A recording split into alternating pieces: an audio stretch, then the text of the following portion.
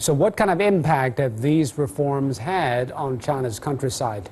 And to explain this, we're now joined in the studio by Mr. Zhang Jianping, Director General of the Center for Regional Economic Cooperation at the Chinese Academy of International Trade and Economic Cooperation from the Ministry of Commerce. Welcome, Mr. Zhang. First of all, we have been talking about reforms in the countryside and rural reform for many years, but the crux of the problem is still the ownership and the business rights of those farmlands. Do you think we will make any inroads this time around?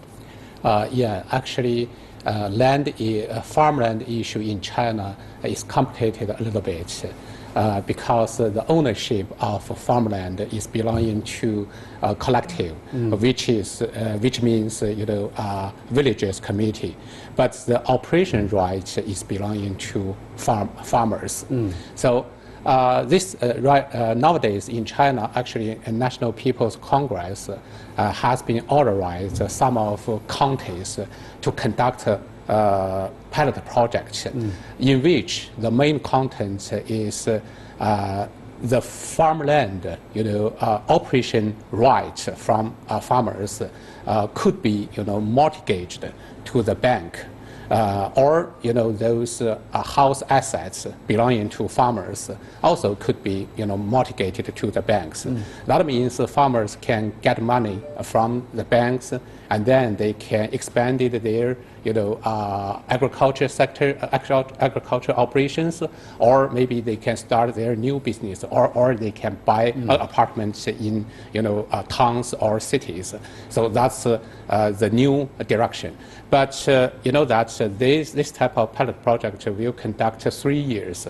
By the end of 2018, NPC will make assessments on those pilot projects in order to make sure if we need to revise our rules and regulations on farmland. Why do we need to be experimental with these projects? Why don't we just carry out reforms all over the country at this moment? You know that in China now, we still have more than 46% of people who are living in rural areas. But you know that just relying on agriculture sector, you cannot make those people increase their income to improve their livelihood. So that means for those farmers, in case they can improve their livelihood, in case they can get much money. So that means the first approach, that is they can expand their agriculture sector's scale, their operation scale.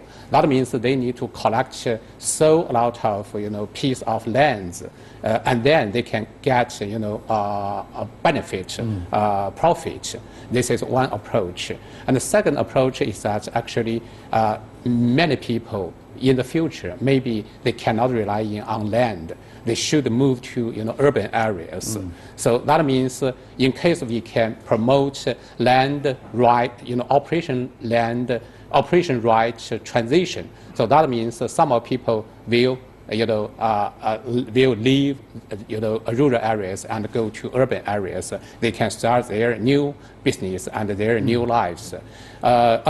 Another more important point, that is some of farmers, they can have their maybe high value added agriculture business, and then we can solve China's agriculture economy issues. So it seems to fit into two major themes. One is urbanization, to let farmers become urban residents. On the other hand, to have upgraded agriculture, more industrialized, large-scale agriculture. But to promote such a program, what are the major challenges in implementing them? What are the difficulties and risks?